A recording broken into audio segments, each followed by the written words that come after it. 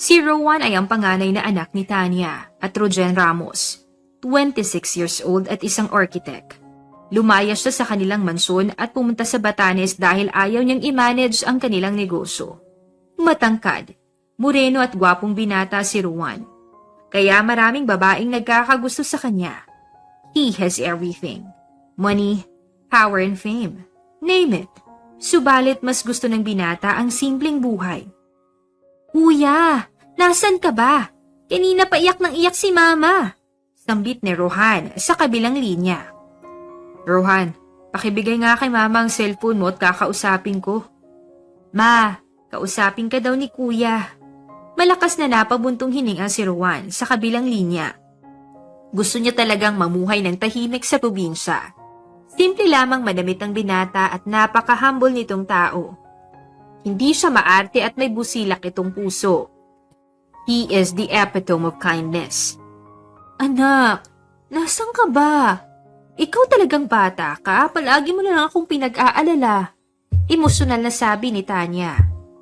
Ma, andito lang ako sa Batanes. Huwag na po kayong mag-alala sa akin at okay lang ako. Mama, nakikiusap ako sa'yo. Sana wag mong sabihin kay Papa kung nasan ako.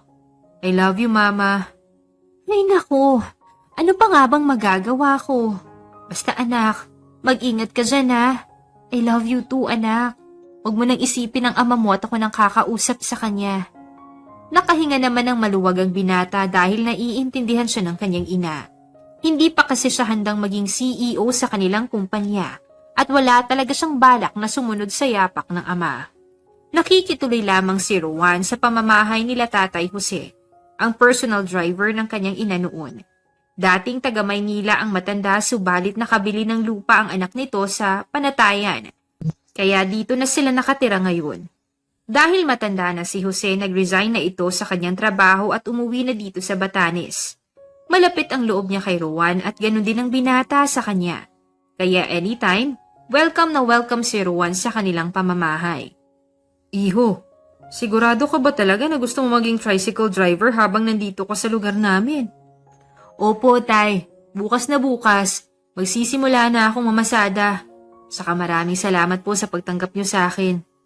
Walang anuman, anak. Alam mo naman na parang apo na ang turing ko sa'yo. Naku, siguraduhin mo lang na nagpaalam ka talaga na maayos kina Ma'am Tanya at Sir Rojed. Kinabukasan nagsimula ng mamasada si Ruan. Puting t-shirt at kulay brown na cargo pants ang suot niya ngayon. Simple lang ang suot niya subalit ang lakas ng dating nito. Sigurado siyang pati matatan ng babae ay maaakit niya. Habang nagmamaneho siya ng kanyang second-hand na tricycle na binili nito kahapon, biglang may dumaan na dalawang babae sa kanyang harapan. Muntik niyang masagasaan ang isang guro. Mabuti na lang at mabilis siyang napapreno. Hoy! Magdahan-dahan ka nga. Kung saan-saan ka tumitingin eh. Muntik mo na akong masagasaan. Sigaw ni Claudia sa binata. Hoy! Lalaki! Nakikinig ka ba sa sinasabi ko? Ba't bigla ka nilang natulala dyan? Uy! Dahil masyadong maingay ang dalaga, bumaba si Rowan sa kanyang tricycle at siniil ng halik si Claudia. Ang ingay niya kasi kaya hinalikan na lang niya ito para tumahimik ang dalaga. Bastos! Singhal ni Claudia sa estrangherong lalaking humalik sa kanya at malakas niya itong sinampal. Napailing na lang si Rowan sa kanyang ginawa. Hindi niya alam kung bakit niya nagawa yun. Siguro nagandahan siya sa dalaga kaya niya ito hinalikan. Mare, relax. Gwapo naman ang lalaking yun. Kaya hindi ka nalugi. Natatawang sambit ni Hazel sa kanyang kaibigan. Hoy Hazel, para lang sa magiging boyfriend ko ang labi ko. Paano na lang kapag may asawa na yun? Diyos ko! Hysterical nitong sabi. Hindi na nakinig si Hazel sa mga pinagsasasabi ni Claudia dahil lumilipad na ang utak nito. Mukhang na love at first sight siya sa binatang humalik sa kanyang kaibigan. Sana, siya na lang ang hinalikan nito. Sayang. Samantalang hanggang ngayon, hindi pa rin nakalimutan ni Rowan ang babaeng hinalikan niya kahapon. Parang sirang plakang paulit-ulit na nagre-replay sa utak niya ang paghalik nito sa dalaga. Pagkatapos ng insidenteng yun, araw-araw na niyang inaabangan ang dalaga sa pinapasukan nitong eskwelahan at kinukulit si Claudia na sa kanya na sumakay. Good morning, ma'am. Sakay na. Nakangiti nitong sabi. Binigay niya kay Claudia ang dala nitong isang pumpo ng rosas. Walang good sa morning kung ikaw ang una ko makikita. Nanliit ang dalawang mata ni Claudia at nakasimangot itong pumasok sa loob ng tricycle ni Ruan. Sus, wag mo nang ipagkaila na gustong-gusto mo akong makita tuwing umaga. Ang ganda-ganda mo talaga, Claudia. Makita lang kita, solve ng araw ko. Ay nako, ang landi mo talaga. Kung hindi ka lang mabait, hindi ako sasakay sa tricycle mo. Tara na nga, at baka malate pa ako. Crush ni Ruan si Claudia, kaya araw-araw niya itong gustong makita. Yun nga lang, masyado itong masungit sa kanya. Hanggang sa naging rutina niyang ihatid sundo palagi ang dalaga sa pinapasukan niyang paaralan. Dahil palagi silang magkasama, naging malapit sila sa isa't isa. Gabi-gabi silang magka-text, pero tuwing busy naman ang dalaga sa kanyang lesson plan, hindi na kinukulit ni Ruan si Claudia. Hindi na rin siya sinusungitan ng dalaga, bagkus naging sweet na ito sa kanya. Paano ba naman kasi, palagi niyang pinagbibigyan ng dalaga sa lahat ng gusto nito. Hanggang ngayon wala pa ring nakakaalam na isa siyang anak ng bilyonaryo. Tanging ang pamilya lamang ni Tatay Jose ang nakakaalam sa tunay nitong katauhan. Claudia, may importante akong sasabihin sa'yo. Ano naman yun, Ruan? Ano kasi, alam kong masyadong mabilis, Claudia, pero parang mahal na ata kita. Pwede ba akong manligaw sa'yo? Manliligaw ka sa akin? Sigurado ka ba dyan? Kulat nitong tanong. Oo naman, sigurado ako. I like you, Claudia. Tuwing magkasama tayong dalawa, ang bilis ng kabog ng puso ko. Kasalanan mo to, Claudia. Kaya panagutan mong nararamdaman ko sa'yo. Natatawang pinalo ng dalaga ang braso ni Ruan. Kung ano-ano na lang kasi ang pinagsasasabi nito. Umayag naman siyang magpaligaw sa binata dahil unti-unti na ring nahuhulog ang loob niya kay Ruan. Single naman siya kaya walang problema kung magpaligaw siya sa binata. Pero yun nga lang, hindi pa malalim ang pagkakagusto nito sa binata. Tuwing Sabado nagde-date silang dalawa ni Ruan. Masayang kasama si Ruan kaya nag-e-enjoy siya tuwing lumalabas sila. Hindi rin ito tulad ng ibang lalaki na agresibo at ramdam niyang seryoso talaga ang binata sa kanya. Ruan, maraming salamat at palagi mo akong pinapasaya. I really appreciate your effort. Konting-konti na lang, sasagutin na kita. Ang swerte ko dahil nakahanap ako ng lalaking mabait at masipag. Kahit gaano katagal, maghihintay ako sa'yo, Claudia. Naku, baka mamaya niyan hindi ka na magparamdam.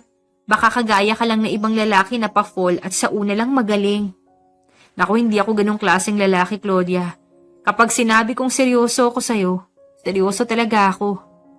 Makalipas ang 3 buwan ay sasagutin na sana niya si Ruan, subalit nagbago ang isip niya. Bigla kasing nag-confess sa kanya ang long-time crush nito na si Leo at gusto rin itong umakyat ng ligaw sa kanya. Dahil may kaya sa buhay si Leo at may maayos itong trabaho. Napagdesisyonan ni Claudia na basti din na lang si Ruan. Napag-isip-isip niya na sa panahon ngayon, kailangan maging praktikal at hindi na pusong pinapairal kundi ang utak. Mahirap lamang sila at siya lang ang inaasahan ng kanyang pamilya. Kung si Ruan ang sasagutin niya ay tsak niyang wala siyang magandang kinabukasan sa piling ng binata dahil isa lamang itong tricycle driver. Ruan, may sasabihin nga pala ako sa'yo. Makinig kang mabuti at sana wag kang magtanim ng sama ng loob sa akin.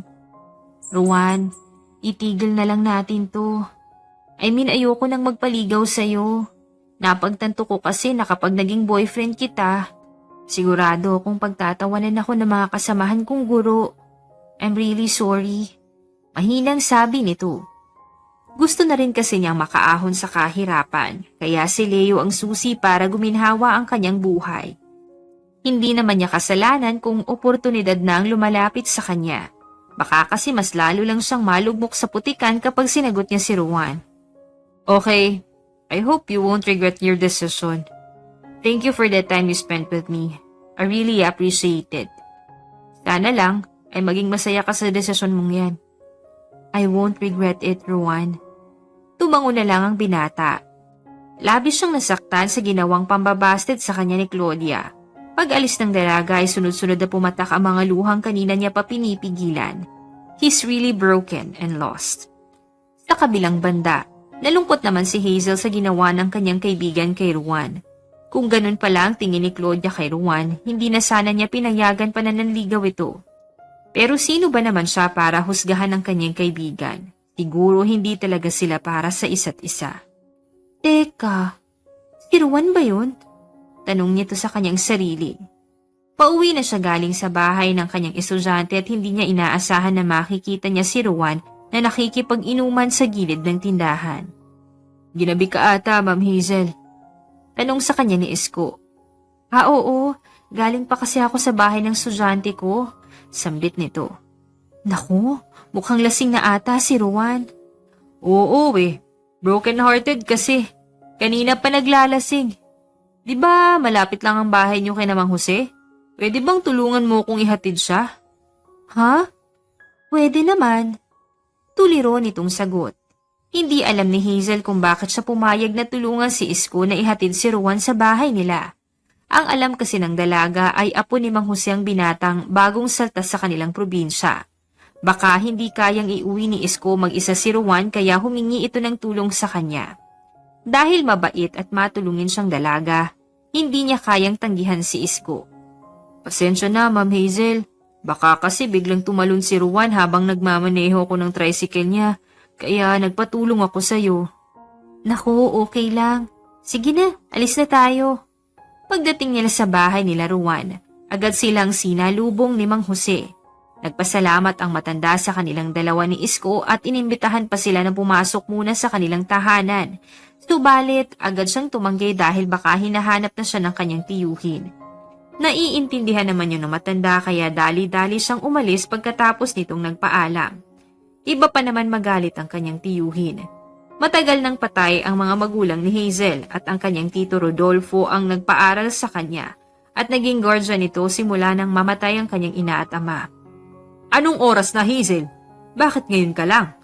Galit na tanong ng kanyang tiyuhin.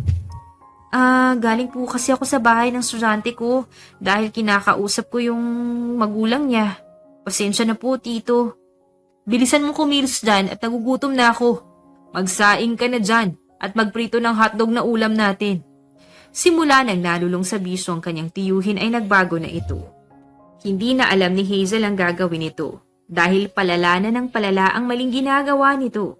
Kung sino-sinong babae rin ang inuuwi nito sa kanilang bahay. Balak na sana niyang umalis sa bahay na kinalakihan niya, subalit hindi niya magawang iwan ang kanyang tiyuhin. Hazel, may pera ka ba dyan? Pahingi naman kahit 1,000 lang. Meron po, pero pambayad po ito kay Aling Tessa. Sus, sa susunod mo na lang bayaran ang utang ko sa kanya. Akin na yan dahil may bibilin ako ngayon. Sambit nito. Walang nagawa ang dalaga kundi ibigay sa kanyang tiyuhin ang natitira nitong pera. Kung hindi niya kasi ito ibibigay baka magwala na naman si Rodolfo. Si Hazel Bugari na isang guro sa isang private school. Co-teacher siya ni Claudia at matalik niya itong kaibigan. 24 years old, single at ready to mingle. May lihim siyang pagtingin kay Ruan at nais niyang maging nobyo ito. Pero bago yan, kailangan niya munang kausapin si Claudia. Nais niyang ipaalam ang tunay nitong nararamdaman sa ex-suitor ng kanyang kaibigan. Para naman magkaliwanagan silang dalawa at walang maging problema sa hinaharap. Aray, ang sakit ng ulo ko. Tay, paano ako nakauwi kagabi? Tanong ni Ruan nang siya'y magising. Naku, ikaw na bata ka? Si Teacher Hazel at Isko ang naghatid sa'yo dito kagabi. Naabala mo pa ang dalaga sa kanyang pag-uwi. Nalaki ang dalawang mata ni Ruan. Ano? Ay naku, ano bang nangyari sa'yo at bakit bigla kang naglasing? Alam mo, minus points ka na kay Ma'am Hazel. Sayang, gusto ko pa naman siya para sa'yo. Maganda, mabait at hindi gold digger na babae. Napailing na lang si Ruan. Wala siyang balak ligawan si Hazel dahil kaibigan ito ni Claudia. Baka pareho lang sila ng ugali. Hindi niya kasi akalain na may pagka-gold digger pala ang babaeng niligawan niya. Sa araw na yun, hindi muna namasada si Ruan. Medyo masakit pa kasi ang ulo nito at ayaw niya munang makita si Claudia. Habang nagkakape siya sa labas ng bahay ni Tatay Jose, nakita niya nagmamadali si Hazel papunta sa paradahan. Mukhang tama si Mang Jose. Maganda ang dalaga at simple lang ito. May matangos itong ilong, sexy at matangkad. Tay, alis muna ako saglit. May pupuntahan lang ako. Paalam nito. Napansin kasi ni Rowan na walang tricycle na nakaparada sa unahan kaya nagmamadali niyang kinuha ang susi ng kanyang tricycle. Good morning, ma'am. Bati nito kay Hazel. Sakay na po kayo. Mukhang nagmamadali ka ata. Thank you, Lord. Akala ko maghihintay pa ako ng ilang minuto dito. Mabuti na lang at tumating ka. Maraming salamat nga pala sa paghatid sa akin kagabi. Pasensya na kung naabala kita. Naku, walang anuman yun. Sa susunod, huwag ka nang uminom ng marami. Nang makarating sila sa tapat ng eskwelahan, hindi kinuha ni Rowan ang perang inabot niya. Nagtaka naman siya kung bakit ayaw niya itong kunin. Wag na, ma'am. Pasok na kayo sa loob at baka malate pa kayo. Kinikilig na pumasok sa paaralan si Hazel. Kahit papano nakalimutan niyang pansamantala ang kanyang problema. Hindi niya akalain na masisilayan niya ang gwapong mukha ni Rowan ngayong umaga. Pati ang mga estudyante niya ay napansin ang pagiging good mood nito. Paano ba naman kasi, minu-minuto ay napapangiti siya bigla. Mabuti na lang at hindi siya napagkamalang baliw na siya. Nang lunch break nila, agad niyang nilapitan si Claudia. Inaya niya ang kaibigan nito na pumunta sa garden ng school nila para doon sila mag-usap ng masinsinan. Ayaw niya rin kasing marinig ng ibang co-teachers nila ang pag-uusapan nilang dalawa. Ano ba kasing sasabihin mo, sis? Ano kasi? Huwag kang magagalit sa sasabihin ko sa iyo, ha? Ano? May gusto ako kay Rowan. Natahimik naman bigla si Claudia. Hindi niya akalain na magugustuhan ni Hazel ang dati nitong manliligaw. Saka ang baba naman ang standard niya. Maganda at sexy ang kaibigan nito kaya tsak niyang maraming lalaking naghahabol sa kanya. Kaya bakit pa sa isang tricycle driver siya nagkagusto? Malakas siyang napabuntong hininga. Wala naman siyang magagawa kundi suportahan ang kaibigan nito. Okay lang naman sa akin kung magustuhan mo siya. Saka nagkalinawan na kaming dalawa, Hazel. Walang problema sa akin kung maging kayo man, kasi masaya na ako kay Leo. Nakahinga ng maluwag si Hazel. Akala niya kasi ay magagalit si Claudia sa kanya. Ayaw niya kasing malaman pa ng kaibigan niya sa ibang tao na crush niya si Rowan. Mas maganda na malaman ito sa mismong bibig niya na may pagtingin siya sa ex-suitor nito. Naku, sabi mo yan ah. Maraming salamat, Claudia. Crush na crush ko talaga si Rowan. Go na, landiin mo na siya at baka maunahan ka pa. Pero Hazel, sigurado ka bang siya talaga ang gusto mo? Oo nga, siya talaga ang gusto ko, Claudia. Tara na, bumalik na tayo sa classroom natin. Thank you talaga, sis, dahil napaka-supportive mo sa akin. Walang anuman, basta kung saan ka masaya, susuportahan kita. Nang uwian na, biglang bumuhos ang malakas na ulan. Uminamalas nga naman. Nauna nang umuwi si Claudia sa kanya dahil sinundo siya ng kanyang bagong manliligaw na si Leo. Bigla namang lumiwanag ang kanyang mukha na makita niya si Rowan sa gilid ng gate. Kinuha niya pa ang salamin sa kanyang bulsa upang tingnan kung hindi ba siya haggard ngayon. Kumaway pa siya sa binata nang lumingon si Rowan sa kanya. Hello, Ma'am Hazel. Bati ni Rowan sa dalaga. Matamis naman siyang nginitian ng dalaga kaya bigla siyang natulala. Ngayon niya lang napagtanto na mas maganda pala si Hazel kesa kay Claudia. Bigla naman siyang natauhan nang mahinang tumikhim ang magandang guro sa kanyang tabi. May dumi ba ako sa mukha? Nagtataka nitong tanong. Wala. Walang dumi sa mukha mo. Lapit ka dito, ma'am. Baka kasi mabasa ka sa ulan. Kinuha ni Rowan ang mga dalang gamit ng dalaga dahil napansin niyang mukhang nabibigatan si Hazel. Ang gentleman mo pala, Rowan. Maraming salamat. Wika nito at matamis na naman siyang nginitian ng binata. Walang anuman, ma'am. Boyfriend niyo po ba yung teacher na yun? Ang talim kasi ng tingin sa akin. Hindi Wala pa akong boyfriend. Tsaka kung may boyfriend ako, sana hindi kita nilapitan at kinausap ngayon. I'm single and ready to mingle, Rowan. Kinindatan niya pa ang binata. Magaan ang loob ni Rowan sa dalaga. Masarap itong kausap at maraming baon na biro. Hindi niya namamalayang tumatawa na pala siya. Masasabi niyang ka-vibes niya ito. Nang tumila na ang ulan, sa kanyang tricycle sumakay si Hazel. Habang nagmamaneho siya ay nag-uusap pa rin silang dalawa ng dalaga. Hindi niya pa lubusang kilala si Hazel pero masasabi niyang hindi ito maarte at may mabuti itong puso kagaya niya. Pagdating nila sa tapat ng bahay nila Hazel, bigla silang nakarinig ng sumisigaw. Dali-daling bumaba ang dalaga at pumasok sa loob ng kanilang tahanan. "Tito? Anong nangyayari dito? Ba't kayo sumisigaw?" Tanong ni Hazel sa kanyang tiyuhin. Hindi niya namalaya na sumunod pala sa kanya si Ruan. "Ang babae niyan! Nahuli ko siyang may ibang lalaki. Tapos todo dinay pa siya eh. Huling-huli ko na silang dalawa sa akto na naghahalikan sila. Siguro kung hindi pa ako dumating sa apartment ng babaeng to, baka may nangyari na sa kanilang dalawa ng lalaki niya. Umalis na lang po kayo dito sa bahay namin bago pa kayo saktan ni Tito." Kalmadong sabi nito sa girlfriend ng kanyang tiyuhin. "Break na tayong dalawa. Magsama kayong dalawa ng pangit mong kabit. Akala mo kung sinong masarap, hindi naman. Hindi ko pa alam na kung sino-sinong lalaki palang dumadali sa'yo." Dali-daling umalis si Margarita at napailing na lang si Hazel. Pinulot niya ang mga nagkalat na bubog sa sahig at nagulat siya na makitang tinulungan siya ni Ruan. Sa lubong naman ang kilay ni Rodolfo dahil sa mukhang dayo ang lalaking kasama ng kanyang pamangkin. Tiningnan niya mula sa ulo hanggang paang binata. Bigla siyang napaisip. Para kasing may kamukha siya. Parang nakita na niya ang lalaking ito sa TV noon.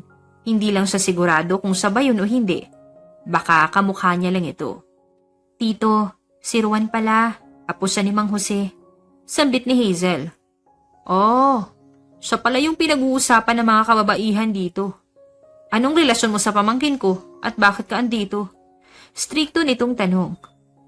Magkaibigan lang po kami. Sinundan ko lang po sa kanina kaya andito ako ngayon. Akala ko kasi pinasok kayo ng mga magnanakaw." Walang magnanakaw rito. At mababait ang mga tao dito. "O siya, maiwan ko na muna kayong dalawa at magpapalamig lang ako ng ulo. Hazel, huwag mo na akong hihintayin mamaya dahil malilate ako ng uwi." Parang may dumaang anghel sa kanilang harapan dahil biglang tumahimik ang paligid. Hindi makatingin ng diretso si Hazel kay Ruan. Bigla kasi siyang nahiya sa binata. Magulo kasi ang kanilang bahay at parang dinaanan ng bagyo. Tapos medyo maalikabok pa. Hindi kasi siya nakapaglinis nung Saturday dahil may importante siyang pinuntahan sa araw na yun. "Ako na dito, Ruan. Maupo ka muna dyan sa kawayan naming upuan." "Tulungan na kita. Hindi ka ba sinasaktan ng tito mo?" Biglang tanong ni Ruan. Wala kasi siyang tiwala sa tiyuhin ni Hazel nang makita nito kung paano niya sinampal ang babae kanina. "Hindi naman. Saka hindi magagawa ni Tito na pagbuhatan ako ng kamay dahil parang anak na ang turing niya sa akin." "Ay, salamat. Natapos na rin akong maglinis." "Teka, gabi na. Hindi ka pa ba hinahanap sa inyo, Ruan?" Umiling lang ang binata sa kanya. Talagang tinulungan siya nito sa paglilinis ng kanilang maliit na sala. Bilang pasasalamat man lang, nilutuan niya ng masarap na ulam si Ruan. Nasarapan siya sa nilutong ulam ni Hazel. Napadami nga siya ng kain ngayon. Kaya ang ending, busog na siya. Tinawanan pa nga siya ni Hazel nang bigla siyang dumighay ng malakas. "Ako na maghuhugas ng pinggan, Hazel. Mukhang marami ka pa kasing gagawin ngayon." "Sus, wag na. Ako na rito." Napatalon sa gulat si Hazel nang biglang kumidlat ng malakas. Nahulog ang hawak nitong baso at mabilis niyang niyakap si Ruan. Dumagundong ng malakas ang kulog kaya mas lalo siyang nanginig. Takot kasi siya sa kulog at kidlat. "Huwag kang matakot. Nandito lang ako." Binuhat ni Ruan ang dalaga dahil baka maapakan nito mga bubog na nagkalat sa sahig. Mahigpit na nakapulupot ang dalawang hita ni Hazel sa bewang ng binata. Mukhang wala na yata. Pwede mo na akong ibaba." Bababa na sana siya subalit biglang pumidlat ng malakas. Hindi nakauwi si Ruan sa bahay nila Mang Jose dahil hindi niya maiwan-iwan si Hazel. Baka kasi kung anong mangyari sa dalaga kapag umuwi ito. Buong magdamag niyang binantayan ng dalaga at hindi niya namalaya na nakatulog na pala siya sa tabi ni Hazel. Nalaglag ang panga ni Hazel nang magising siya kinabukasan. Para silang magkasintahan sa ayos nilang dalawa ngayon ni Ruan. Mahigpit kasing nakayakap ang binata sa kanya habang ang ulo nito ay nakapatong sa isang braso ni Ruan. "Good morning." Paos na sabi ni Ruan nang siya'y magising. Bumangon ka na dyan, Ruan. Baka maabutan tayong dalawa ni Tito Rodolfo. Dali-daling bumangon si Ruan. Hindi niya maintindihan ng kanyang sarili kung bakit masaya siya ngayon. Imbis na kabahan siya dahil baka makita siya ng tiyuhin ni Hazel, subalit taliwas ang nangyari. Hazel, uwi na ako. Sunduin kita mamaya rito. Huwag ka nang sumakay sa ibang tricycle. Bili nito. Oo na, alis na at baka makasalubong mo pa si Tito Rodolfo dyan sa labas. Oh my God, kinikilig ako. Wika ni Hazel nang umalis na si Ruan. Samantala, abotenga naman ang ngiti ni Ruan nang makauwi siya sa bahay ng kanyang tatay Jose. Nagmano pa siya sa matanda bago ito nagpaalam na maliligo muna siya. Parang kahapon lang ay nag-e-emote siya pero ngayon mukha na siyang inspired. Anak, saan ka ba natulog kagabi? Dyan lang ka na-iskutay. Nag-text ako sa'yo kagabi, hindi mo ba nabasa? Naku, lobat ang cellphone ko kagabi. Halika na dito't kumain na tayo. Siya nga pala, wala si Celia at Randy ngayon dahil pumunta sila ng Manila kagabi. Kaya palang tahimik ngayon dito, Tay. Tay, alam niyo ba kung nasa ang magulang ni Hazel? Patay na mga magulang niya, iho. Si Rodolfo ang nagpalaki at nag-alaga sa kanya. Kaya pala. Nalungkot naman ang binata sa nalaman nito. Pagkatapos nilang kumain ng agahan, hinugasan na ni Ruan ang kanilang pinagkainan. Kanina pa siya pabalik-balik sa salamin dahil parang ang baduy ng suot niya ngayon. Hindi niya maintindihan ang sarili nito kung bakit gusto niyang maging presentable sa paningin ni Hazel. Kulang na lang ay magsuot siya ng 3-piece suit. Halos iligo na rin niya ang mamahalin nitong pabango. Aba, ang gwapo natin ngayon, Ruan. May lakad ka ba ngayon? Tanong ni Hazel na makita niya ang outfit ng binata. Wala naman.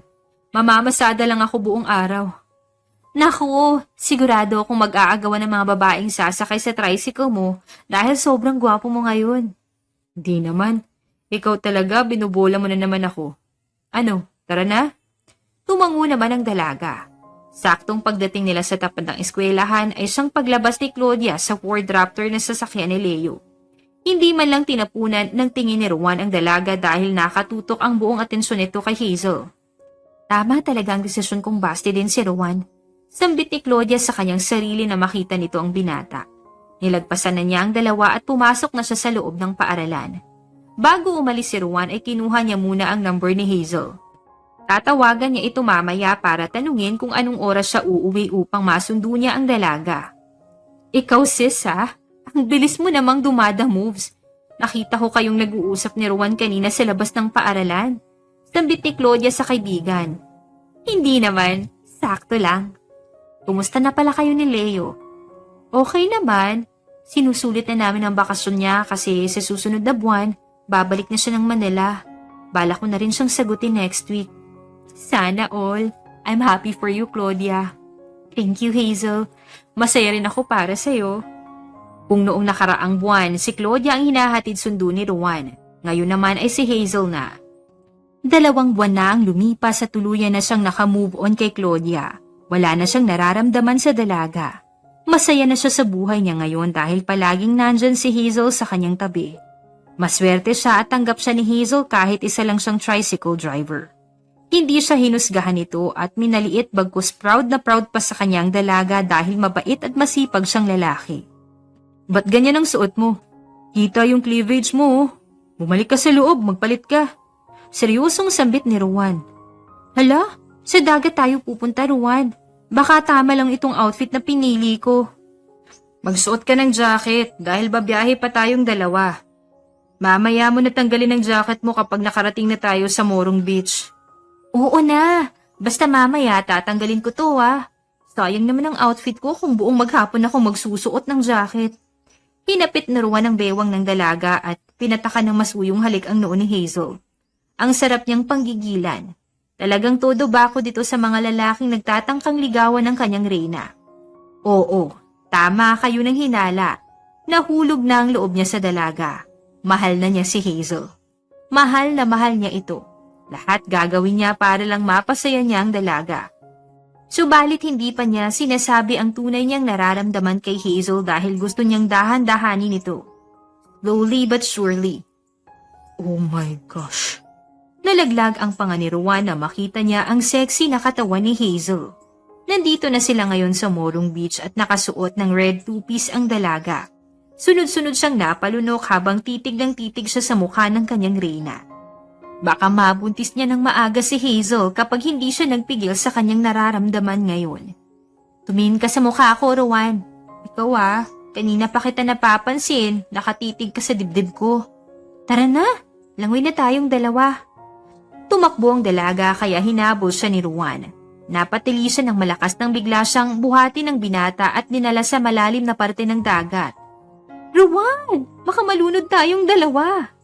Hindi yan. You're such a tease, woman. Hazel, pwede bang pahalik? Kanina pa kita gustong halikan. Ang landi mo talaga. May magkaibigan magnagahalikan sa labi? Meron, tayong dalawa. Saka hanggang kaibigan lang ba talaga ang tingin mo sa akin? Alam mo, ang manhid mo. Matagal na kitang crush, Rowan. I mean, mahal na pala kita. Mahal na mahal. Sambit nito.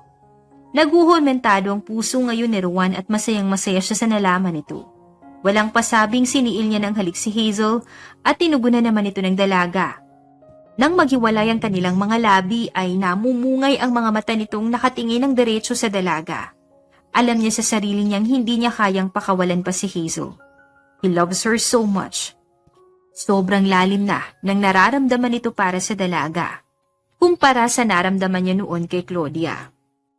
Sweetheart, I want you to know that you are the woman that I want to marry. Please, huwag mo kong bastidin kapag nandigaw ako sa'yo. Baka hindi ko kayanin. Nagsusumamo nitong sabi. Hindi ko gagawin yun, Rowan. Ano ba yan? Kinikilig ako. Ikaw ang galing mo mag-English. Mas lalong nakaka-turn on. Ganun ba? Hinalikan na naman ni Rowan ang labi ni Hazel. Pagkalipas ng 1 oras, umahon na silang dalawa. Magkahawak kamay nilang pinanood ang sunset. Sabi nga nila, kung may mawawala, may mas better na darating. Kahit anong mangyari, hinding-hindi niya papakawalan si Hazel at bibitawan ang kamay nito. Kinagabihan, nagstay si Rowan sa bahay nila Hazel. Wala naman kasi ang tsuhin nito kaya hindi niya kayang iwan mag-isa ang dalaga. Pagkatapos niyang tawagan si Tatay Jose, pumunta na siya sa CR para mag-half bath. Wow, ang ganda talaga ng katawan mo, Rowan. Nakanganga ang dalaga habang pinagpipiestahan niyang tingnan ang six-pack abs ng binata. Close your mouth, sweetheart. Baka mapasukan pa yan ng langaw. Natatawang sambit ni Rowan. Pwede ko bang haplusin ang abs mo? Parang ang sarap naman yan. Wala sa sariling sabi ni Hazel. Hazel, naririnig mo ba ang sinasabi mo? Ang hirap magpigil, sambit ni Rowan. Dahil na rin sa suot ni Hazel ngayon ay mas lalong natutokso si Rowan. Hindi na siya nakatiis at nilapitan na niya ang dalaga. Puno ng pagmamahal niyang hinalikan si Hazel. At napapikit na lang siya sa kakaibang pakiramdam na nararamdaman niya ngayon. Samantalang si Hazel naman, handa na niyang isuko ang kanyang sarili sa binata. Gusto niyang paligayahin ngayon si Rowan. Nais niyang magtampisaw sa panandaliang ligaya kasama ang lalaking mahal nito.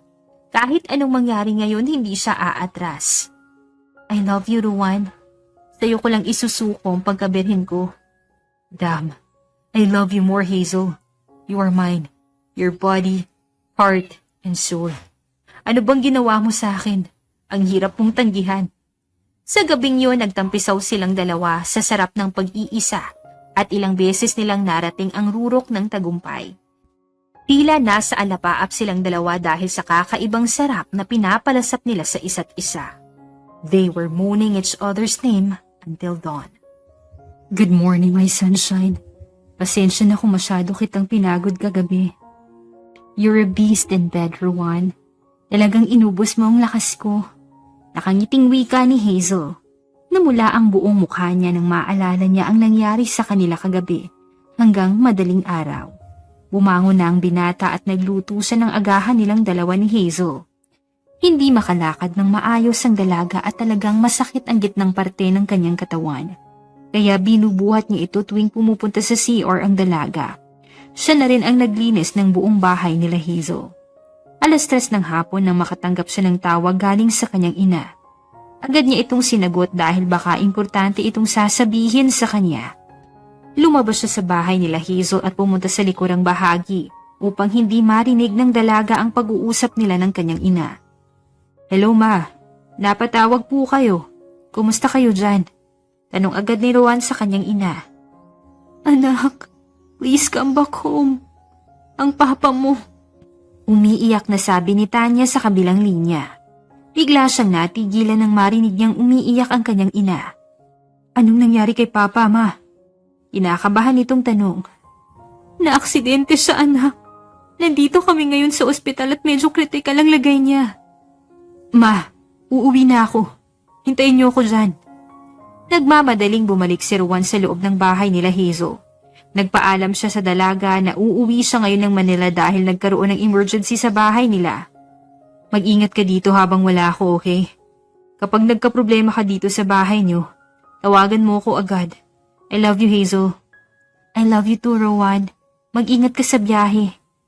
Dumaan saglit si Rowan sa bahay nila Tatay Jose upang ipaalam ang nangyari sa kanyang ama. Hinatid siya sa Basco Airport ni Isko at ang kanyang tatay. Agad siyang nagpabook ng flight nang makarating sa airport. Hindi rin niya nakaligtaan na i-update si Hazel kung nasaan na siya ngayon. Pag-alis ni Rowan sa kanilang bahay ay siya namang pagdating ng kanyang tiyuhin. Lasing ito at may maraming pasa sa buong katawan niya. Kahit masakit ang buong katawan ni Hazel, pinilit niyang tumayo upang asikasuhin ang Tito Rodolfo niya. "Tito, anong nangyari sa'yo?" Puno ng pag-aalala nitong tanong. "Wala lang to. Napaaway lang ako dyan sa kabilang barangay. O siya, punta na ako sa aking silid upang magpahinga." Habang tulog ang kanyang tiyuhin, ay ginamot niya mga sugat nito. Napansin niyang palagi na lang nasa labas ang kanyang tiyuhin. Dati naman ay aalis lamang ito tuwing Sabado at Linggo. Pero ngayon, halos araw-araw na siyang umaalis. Ano kaya ang iba nitong pinagkakaabalahan at tila araw-araw ay may lakad siya? "Anak, you're here. I really miss you, Rowan."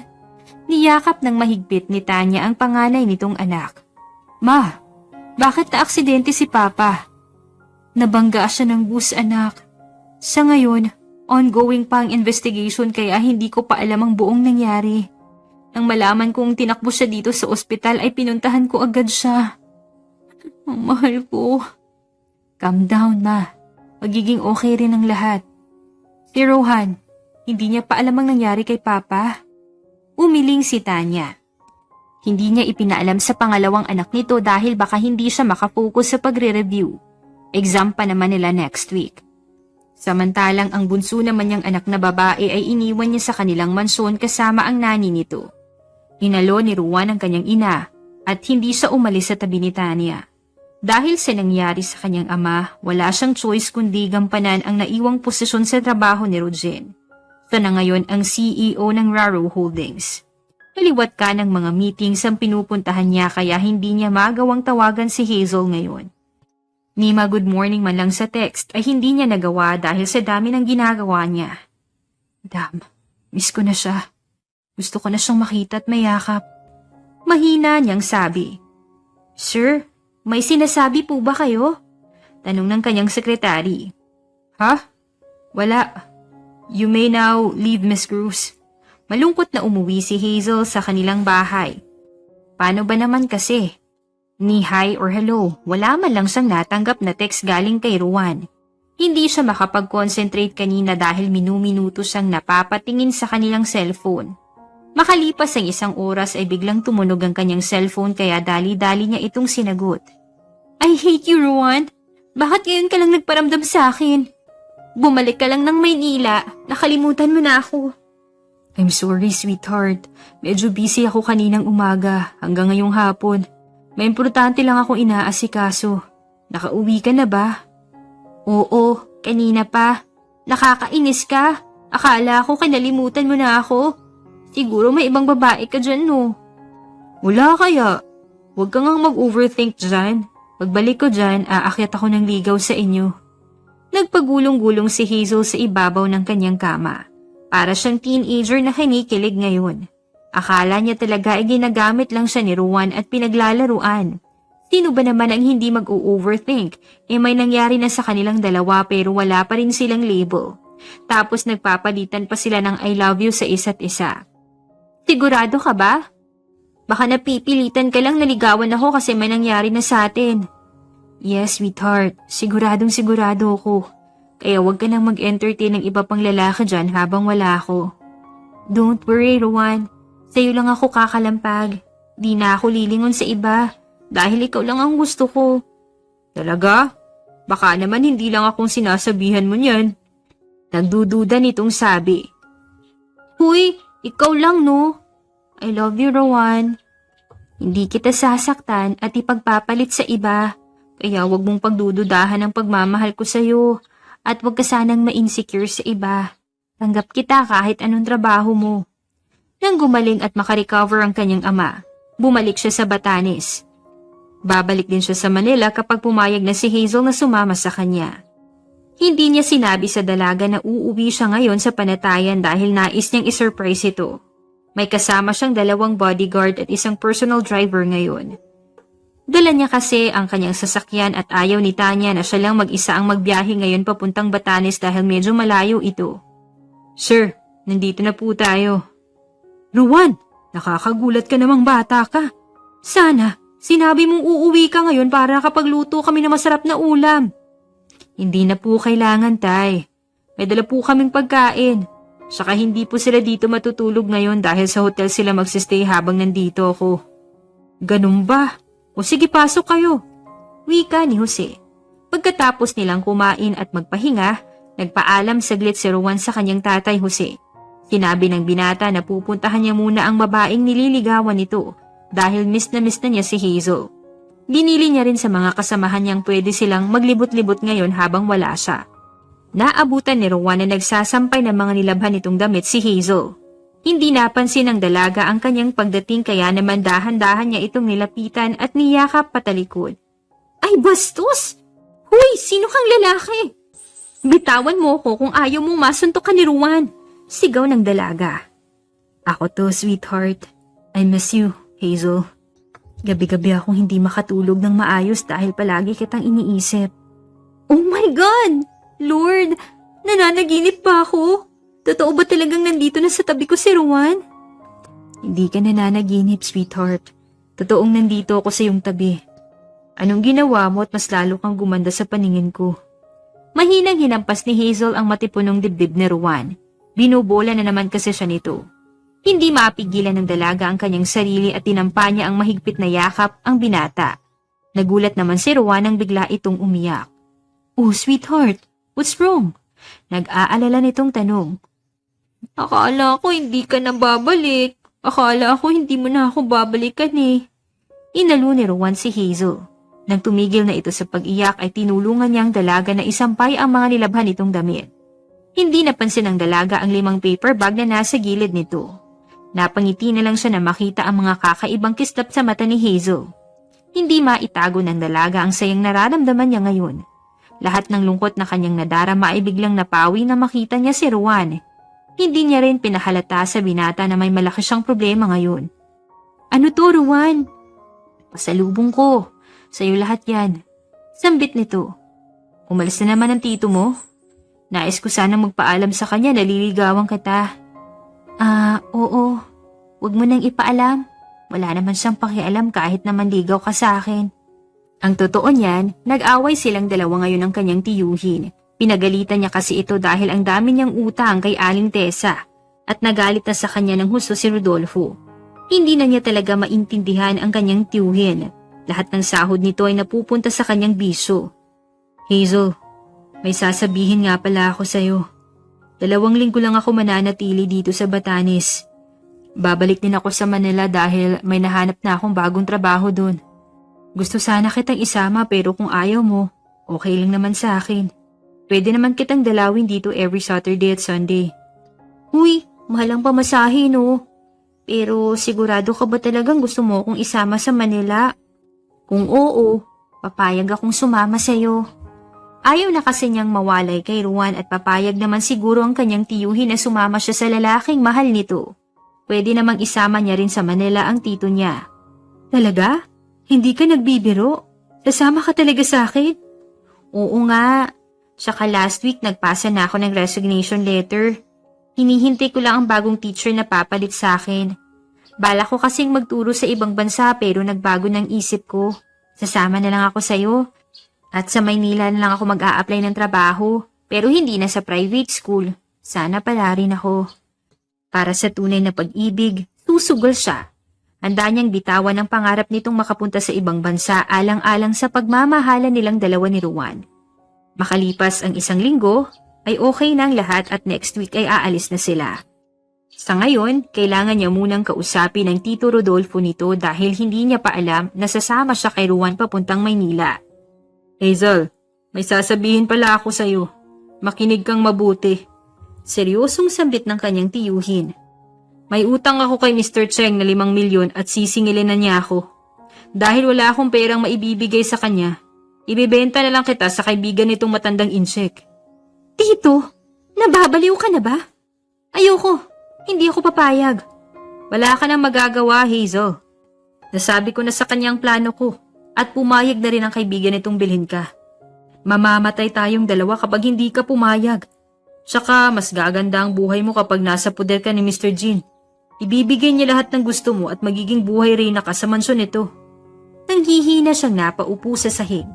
Wala siyang magawa kundi umiyak. Ano ba ang naging kasalanan niya at bakit ganito kalupit ang tadhana sa kanya? Kinuha rin ang kanyang tiyuhin ang cellphone nito para hindi siya makahingi ng tulong sa kanyang mga kaibigan.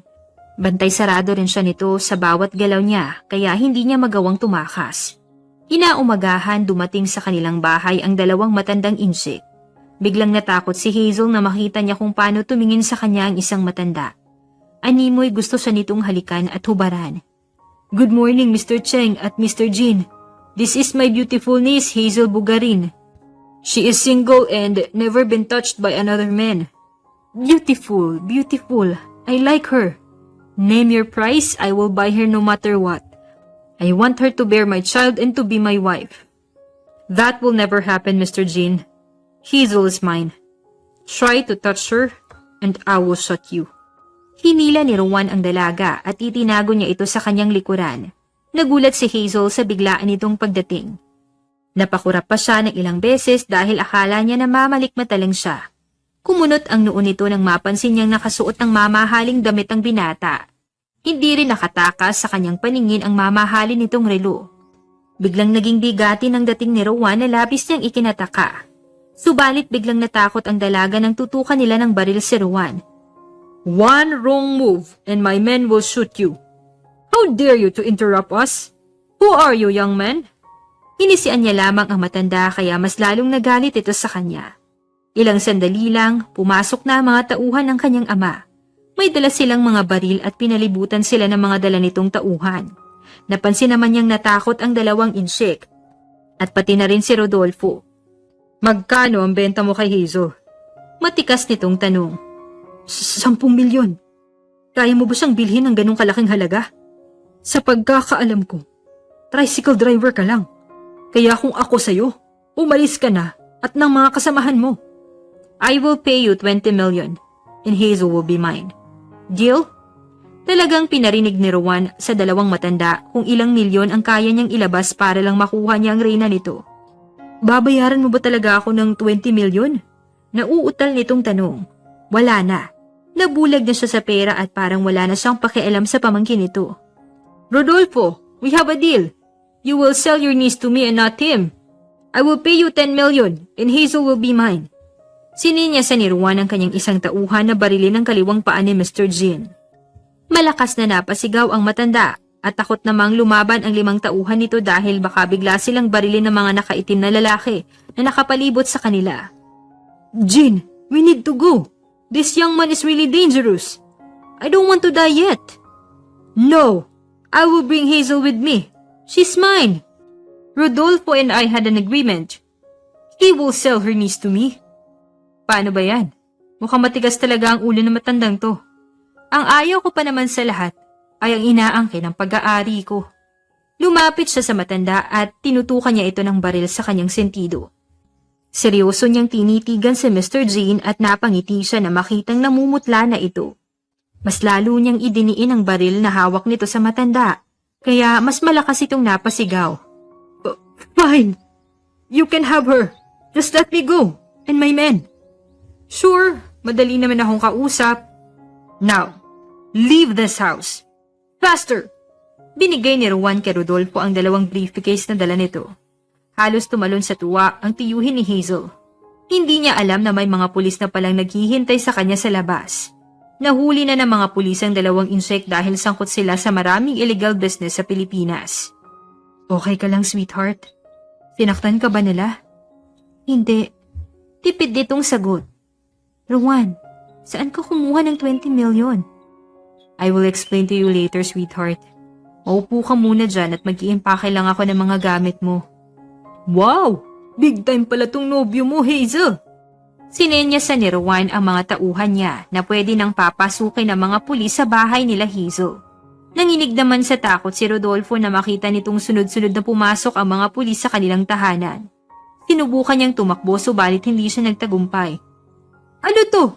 Bakit niyo ako pinupusasan? Wala akong kasalanan! Hysterical nitong sabi. Sa akin wala. Pero may kasalanan ka sa pamangkin mo at sa mga babaeng binenta mo sa mga sindikato. Kunin niyo na yan at dalhin niyo sa presinto. Utos ni Juan sa mga pulis. Teka lang, ang pera ko. Kailangan kong kunin. Wika ni Rodolfo. May pera ka ba? Sa pagkakaalam ko, wala eh. Hindi ko naman sinabing ibibigay ko talaga sa iyo ang 20 million ko. At ayokong madamay sa illegal mong gawain. Masyado mo namang sineryosong sinabi ko kanina. Joke lang yun eh. Hazel, tulungan mo ko. Ayokong makulong. Tulungan mo ko. Nagmamakaawa nitong sabi sa pamangkin. Nalaman lahat ni Juan ang illegal na gawain ni Rodolfo dahil pinaimbestagahan niya ang matanda sa private investigator nito.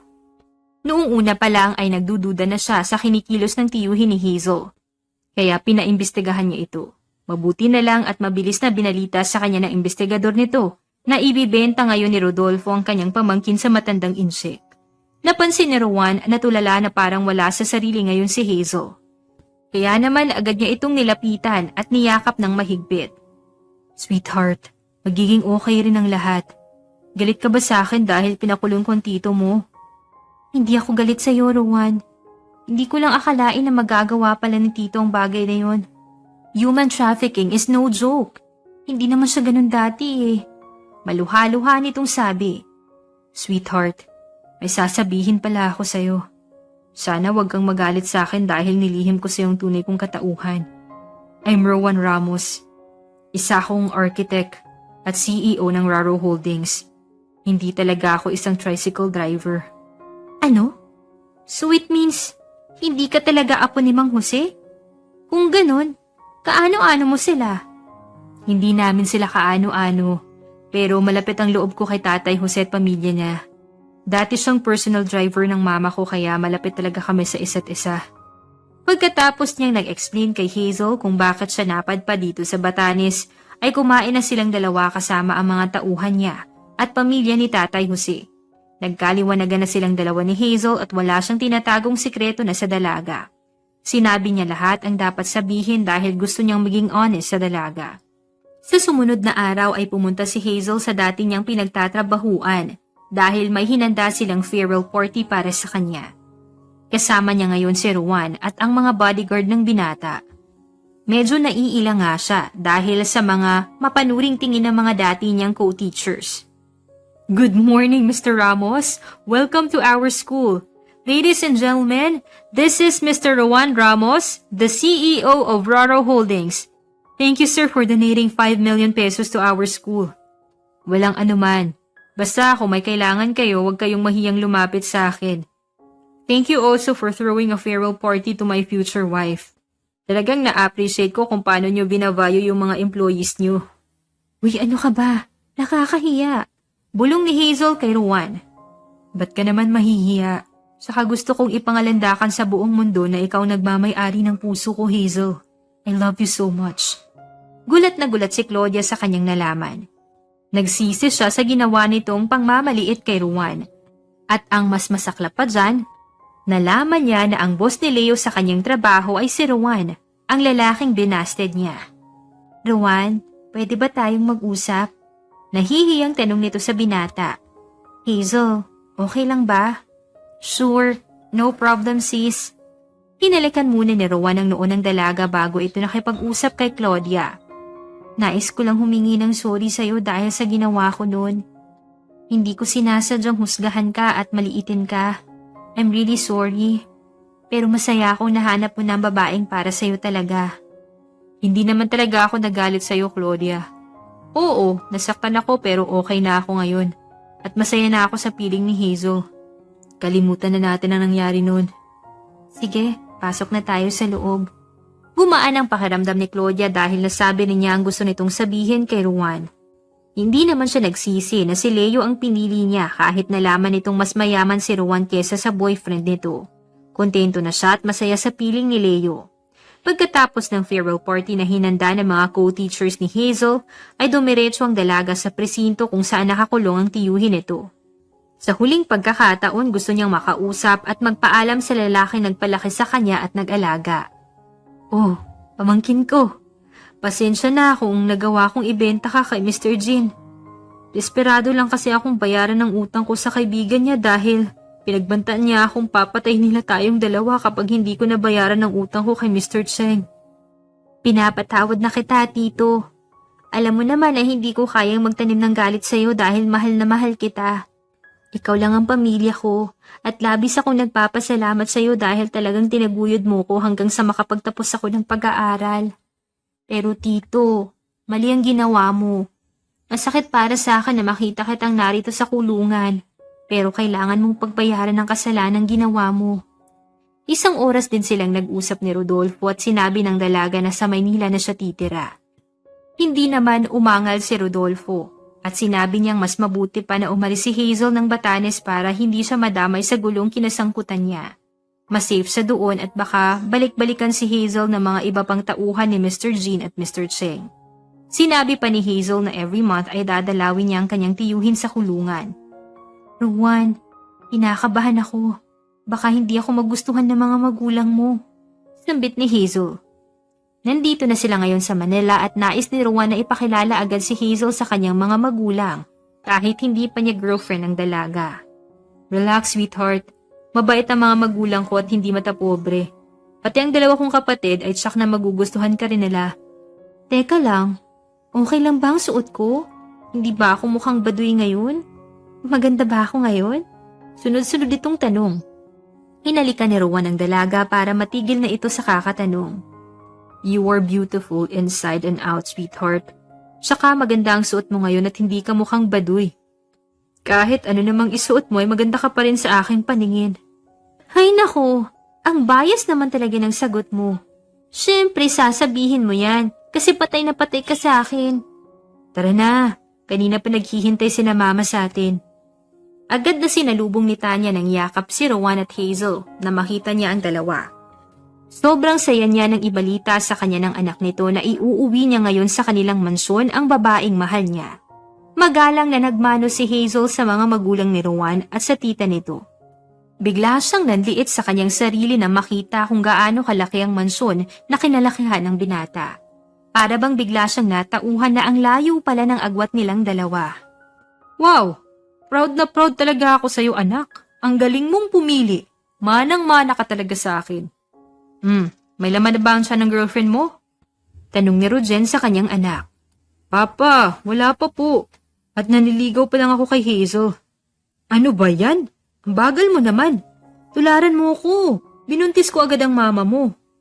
Uy, ang feeling nito, kung ano-ano ang tinuturo sa anak mo. Pasensya na iha, ganyan talaga ang asawa ko. Naging magaan ang loob ni Hazel dahil hindi naman pala matapobre ang pamilya ni Rowan. Mabait ang mga ito at talagang pinaparamdam nila na belong siya sa kanilang pamilya. Ipinagluto pa nga siya ni Tanya ng paborito nitong ulam at nag-bake rin ito ng cake para sa kanya. Wala pang isang araw pero ini-spoil na siya ng mga magulang ni Rowan. Halos malula siya sa mga mamahaling gamit, sapatos, bag at jewelry na binili ng mag-asawang Ramos para sa kanya. Hindi niya akalain na sobra-sobra palang pagmamahal ang matatanggap nito sa pamilya ni Rowan. Sweetheart, ano to? Bakit may yes na nakasulat sa cake, pati na rin sa plato ko? Sinasagot na kita, Rowan. Yes! Thank you, sweetheart! I love you so much! Ikaw ba ang nag-prepare ng lahat ng to? Yours truly. May isa pa akong surprise sa'yo. Ito, oh. Binigay ni Hazel ang pink na kahon sa binata.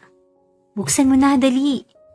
Nanginig ang dalawang kamay ni Rowan na makita niya ang positive na pregnancy test sa loob ng kahon. Sunod-sunod na pumatak ang kanyang mga luha. Umiiyak siya ngayon, hindi dahil malungkot siya kundi dahil sa tuwa. Labis ang sayang nadarama niya ngayon. Sweetheart, totoo ba to? Hindi mo ba ako pinaprank? Buntis ka talaga? Oo, totoong buntis ako. Sino ba namang hindi mabubuntis? Mula nang tumira ako sa mansyon niyo, inaraw-araw mo naman ako. O ayan, bigla ka naging tatay agad. Tumayo si Rowan sa kanyang kinauupuan at pinugpog ng halik ang buong mukha ni Hazel. Pagkatapos ay lumuhod siya sa harapan ng dalaga at maingat niyang hinalikan ang siya ng kanyang nobya. Hindi pa siya nakontento at sumigaw siya ng malakas na magiging tatay na siya. Kahit nasa garden sila ng mansyon ay narinig pa rin ni Tanya ang sinabi ng anak. Dali-dali niyang pinuntahan si Rowan at binati ng congratulations. Oh my God! Magiging lola na ako. Sabi ko na nga ba? Mas mabilis ka pa kaysa sa papa mo. Diyos ko kang bata ka. Sana pinakasalan mo muna si Hazel bago mo binuntis. Nilapitan ni Tanya ang panganay nitong anak at piningot niya ang isang tenga nito. Aray ma! Papakasalan ko naman si Hazel eh. Aba dapat lang. So ngayon, kailan ang kasal? Ha? Agad-agad? Kakasagot ko lang po sa kanya, tita. Nako, magpakasal na kayo next week habang hindi pa malaki ang tiyan mo, Hazel. Pero nasa inyo pa rin yung desisyon. Basta ako, palagi ko kayong susuportahan. At ikaw lang, Hazel, ang gusto kong maging daughter-in-law at wala nang iba. Imbis na maghanap siya ng trabaho ay hindi na natuloy dahil nabuntis siya ni Rowan. Ayaw rin kasi ng nobyo nito na ma-stress siya sa trabaho kaya ang ending, buhay rin na siya ngayon sa mansyon ng mga Ramos. Pagkatapos ng birthday ni Rowan, sumunod na araw ay kinasal silang dalawa ni Hazel. Masaya ang kanyang asawa dahil dumalo sa kanilang kasal si Claudia at ang asawa nitong si Leo. Pati ang buong pamilya ni Tatay Jose ay dumalo rin at isang linggo silang nagstay dito sa kanilang mansyon. Invited din si Isko na naging kaibigan ni Rowan sa panatayan. Sweetheart, date tayong dalawa. Sige na, matagal-tagal na rin tayo nang huling mag-date eh. Oo na, Rowan. Pero dyan lang tayo sa garden mag-date. Okay lang ba sa'yo? Kabuwanan ko na kasi ngayon at baka bigla akong mga naksadaan kapag nag-date tayong dalawa sa malayo. Okay lang sa akin yun, sweetheart. Kapag nag-isang taon ng baby natin, sundan na natin agad. Malakas na binatukan ni Hazel ang kanyang asawa. Uy lalaki, anong tingin mo sa akin? Masina kahit kailan pwedeng magluwal ng bata. Pagpahingahin mo naman ako, Rowan. Sabi ko nga, sweetheart. Habang hinaharana siya ni Rowan ay biglang kumirot ang kanyang tiyan. Napasigaw siya ng malakas nang maramdaman nitong manganganak na siya. Nabulabog ang buong mansyon dahil sa biglaan niyang pagsigaw. Rowan! Manganganak na ata ako! Sigaw ni Hazel. Akala niya ay bubuhatin pa siya ng kanyang asawa subalit nagulat siya nang bigla itong nahimatay sa kanyang harapan. Kaya ang kanyang father-in-law ang nagdala sa kanya sa ospital kasama mga kapatid ng kanyang asawa. Samantalang si Rowan, naiwan mag-isa sa kanilang garden. Bahala na siya sa buhay niya. Grabe, hindi man lang nila ako ginising o binuhat at pinapunta sa loob ng mansyon. Talagang hinayaan nila ako dito sa garden. Hindi makakapaniwalang sabi ni Rowan. Damn, my wife! Napamura na lamang siya nang mapagtanto nitong manganganak na pala ang kanyang asawa. Pagdating niya sa ospital kung saan sinugod si Hazel, ay nakita niyang narito pala lahat ng kasambahay nila. Ma, pa, ang asawa ko. Ewan ko sa'yo, Rowan. Nanganak na lang asawa mo ay wala ka pa rin. Good luck na lang sa'yo dahil nagtatampo si Hazel sa'yo. Sweetheart, I'm sorry. Ba't naman kasi hindi niyo ako ginising, Mama? Ayan tuloy. Ngayon lang ako nagising at talagang iniwan niyo lang ako na nakahandusay sa lupa. Deserve mo yan. Lumayo ka nga ng konti sa akin. Bubuntis-buntisin mo ko tapos oras na manganganak ako hindi ka maaasahan. Sa susunod, hindi ka na makaka-score sa akin. Never! Parang maamong tupa na umupo si Ruan sa gilid ng kanyang asawa. Buong magdamag siyang hindi kinakausap ni Hazel, kaya halos maiyak na siya sa kanyang pwesto. Na-discharge na lang sila sa ospital ng kanyang asawa at anak, subalit hindi pa rin siya kinikibo ng kanyang reyna. Talagang 1 week niyang sinuyong kanyang asawa. Mabuti na lang at nagkaayos na silang dalawa ngayon. Owen Roche ang pangalan ng kanilang panganay na anak. Masaya silang lahat sa pagdating ni Owen sa kanilang buhay. Sunod-sunod ang blessings na kanilang natatanggap mula sa Panginoon, simula nang isilang ni Hazel ang panganay nilang anak. Sweetheart, baka naman. 3 years old ng anak natin. Sundan na natin si Owen. Tumigil ka, lalaki ka. Asa na naman yung anak mo? Diyos ko, sinabi kong bantayan mo siya. At hindi ko sinabing landiin mo ako. Dali-daling kumaripas ng takbo si Ruan at hinanap ang kanilang sutil na anak. Sabado ngayon at wala siyang pasok, kaya siyang nagbabantay kay Owen. Tuwing weekend ay family day nila, kaya busy ngayon si Hazel sa kusina. Dahil nagluluto siya ng ulam na babaunin nila papuntang park. Asa na kaya yung makulit kong anak? Tanong ni Ruan kahit nakita na niya kung saan nagtatago ang kanyang anak. Gustong-gusto kasi ni Owen na hinahanap siya ng papa nito. Bulaga! Dito lang ako, di mo ako nakita. Masayang sabi nito. Ma! Gusto ko ng chocolate. Kiss muna. Agad namang hinalikan ni Owen ang kanyang labi. Ang baby ko talaga? Mana kay papa. Nung bata pa raw ang papa mo, mahilig din daw ito sa chocolate. Niyakap patalikod ni Ruan ang kanyang asawa habang hinahalikan niya ang pisngi ni Hazel. Napadaing na lang siya bigla nang sampalin siya ng kanyang anak. Akin lang si mama, bawal mo siya ikis, masungit nitong sabi. Mabilis na binaba ni Hazel ang kanyang anak nang mahamoy nitong nasusunog ng niluluto niya. Kahit sunog na ang isdang piniprito niya, hindi niya ito tinapon dahil ipapakain niya lang ito sa kanilang aso. Maganda ang panahon ngayon. Hindi tulad kahapon na umulan hanggang gabi. Marami ring ibang pamilya ang nagpipiknik ngayon dito sa park. Nakaupo sa ilalim ng puno si Hazel habang nakangiting nakatingin kay Ruan at Owen na kanina pa naghahabulan. Tinawag na niya ang kanyang mag-ama dahil medyo pawisan na silang dalawa. Mama, want ko na pong magkaroon ng little brother or sister. Inosente nitong sabi. Nalaglag ang panga nito at nalilisik niyang binalingan ng tingin ng kanyang asawa. Tinulsulan na naman siguro ni Ruan ang kanyang anak kaya nasabi ni Owen yun. Soon anak, gagawa kami ng mama mo ng little sister mo. Nakangiti nitong sabi. Diba sweetheart? Natawa na lang si Ruan na makitang inarapan siya na kanyang asawa. Mas lalo talagang gumaganda si Hazel kapag nagsusungit ito. Yehey! I love you mama and papa. I love you both. Masaya akong dumating kayo sa buhay ko. Mahal na mahal ko kayo. Malambing na tugon ni Hazel. Sa araw na yon, masayang nagbonding ang tatlo. Para kay Ruan, magandang magkaroon ng family bonding ang isang pamilya every week. Kahit na busy siya sa kanyang trabaho ay hindi niya pa rin makakalimutang maglaan ng oras para sa kanyang pamilya. Pag uwi nila, may konting salo-salong naghintay sa kanilang tatlo.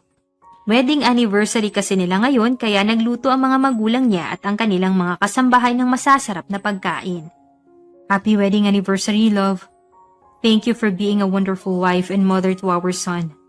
Kahit ilang taon pa ang lumipas, ikaw pa rin ang tinitibok ng puso ko. Mahal na mahal kita, aking asawa. Happy wedding anniversary, Ruan. We love you more. Oh my God!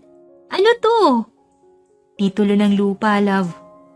Sa'yo ko pinangalan ang flower farm na binili ko dahil para sa'yo talaga yan.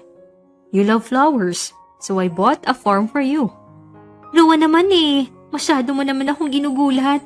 Pero maraming salamat, sweetheart. Deserve mo yan, sweetheart. I love you. So baka naman, pwede na tayo mamaya hanggang madaling araw. Oo na, mamaya. Ikaw talagang lalaki ka. Kaya pala binilhan mo ko ng flower farm dahil gusto mo palang umiskor sa akin. Tinawanan lang ni Ruan ang sinabi ng kanyang asawa. At siniila naman niya ito ng halik. Masaya at kontento na siya sa buhay na meron siya ngayon, kasama ang asawa nito at ang kanilang munting anghel. Wakas! Maraming salamat po sa inyong pakikinig sa ating kwento ngayong araw. Hanggang sa muli, dito pa rin sa Dear Siren.